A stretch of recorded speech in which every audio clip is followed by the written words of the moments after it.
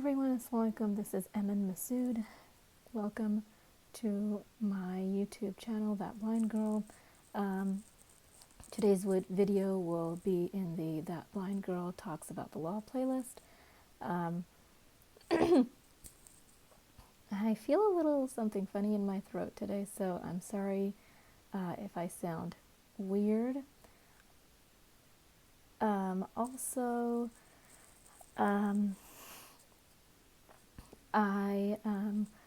I'm trying something different today, so hopefully you will not hear my screen reader.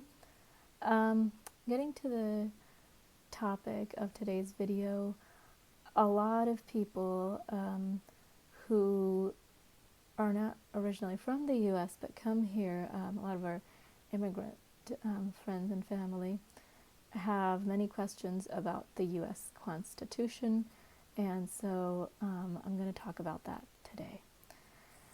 First, the Constitution talks about many things. The first 3 articles are dedicated to Congress, the President, and the Supreme Court, in that order. And the other articles talk about various other things.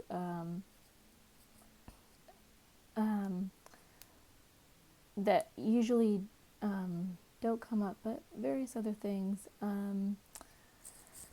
like the full faith and credit clause, and also the privileges and immunities clause.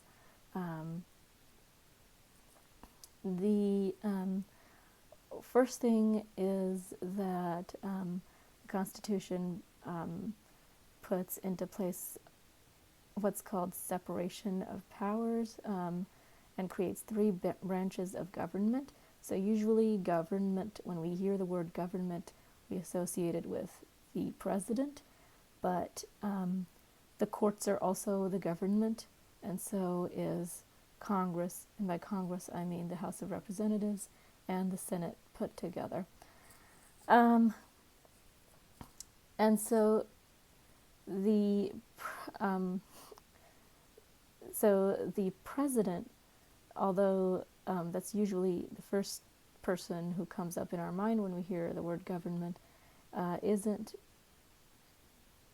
has a lot of powers, but is not the be-all, end-all.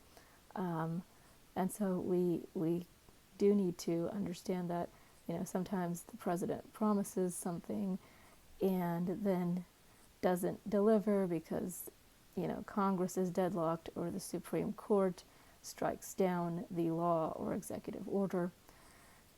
So, for example,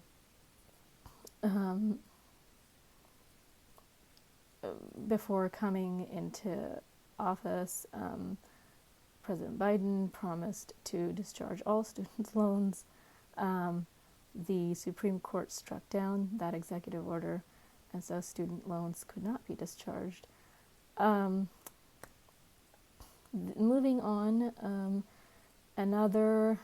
a huge misconception that people that I've heard, and maybe it's just people in my circle, but I've heard things like the Constitution forbids, basically it says that a Muslim cannot be president, or it says that the president has to be Christian. The Constitution does not have any such clause or article or provision in there. There's nothing like that in there. That is a rumor. It's true that it's very unlikely, at least for now, that a Muslim might become president, but it's not something in the Constitution. It's because of,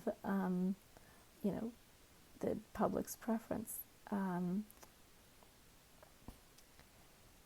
And so that's something that I've heard, and I thought I should take the time to talk about that.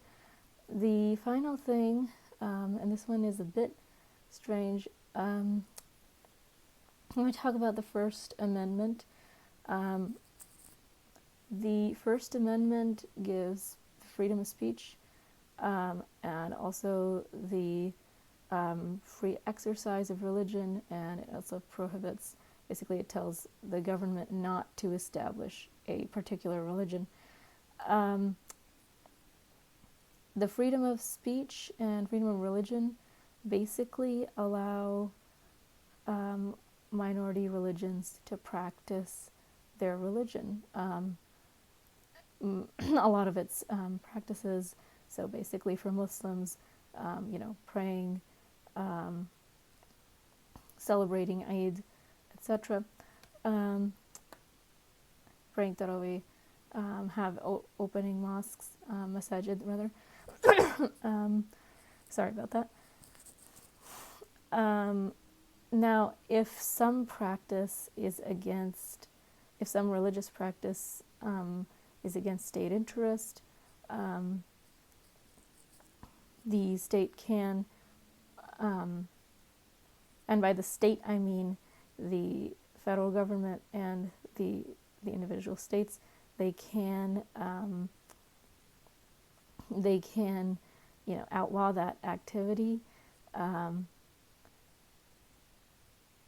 Polygamy, basically marrying having more than one spouse, is one such activity that the government can outlaw, even though it is allowed in certain religions. But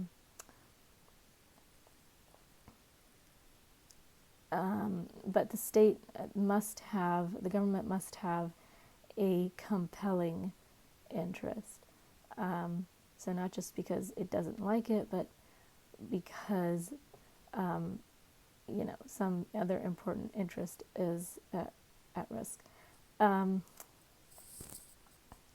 The other thing is the freedom of speech. Just as minority religions have the right to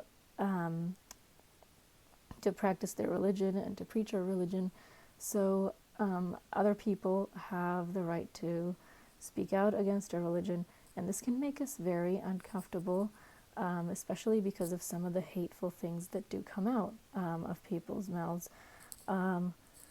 But this is something that we kind of have to deal with, at least for now, or for pretty much something that we have to deal with.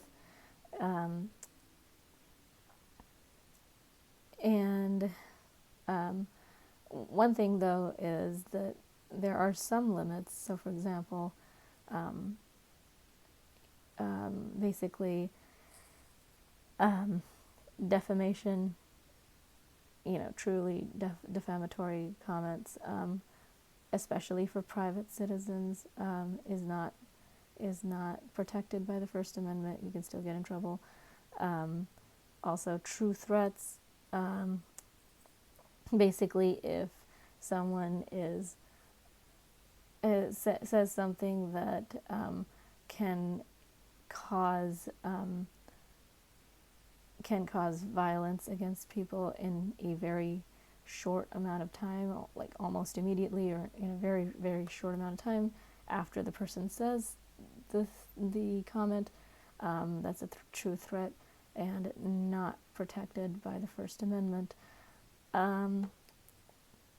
One other thing, ever since 9/11, the government is more conscious about terrorism, and so if you openly support a terrorist group, that's not protected free speech. That's not considered free speech. You still get in trouble, and that's something that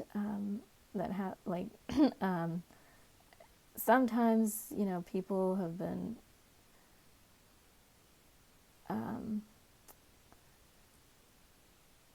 arrested in protests under the same concerns of terrorism. I don't know if I agree with all those charges, But that's something that we should keep in mind when we are protesting. That said, we should, if we think that the government is doing something wrong, we do still have the right. It's just how we do still have the right to express our opinion. It's just how we construct our narrative, and how we raise awareness about our peaceful ends. And so, a little bit of a controversial topic today, but I hope that this was, that this was helpful. I hope I didn't offend anyone, and I would like to thank you all again for supporting this channel. And if you liked today's video, feel free to like and share it.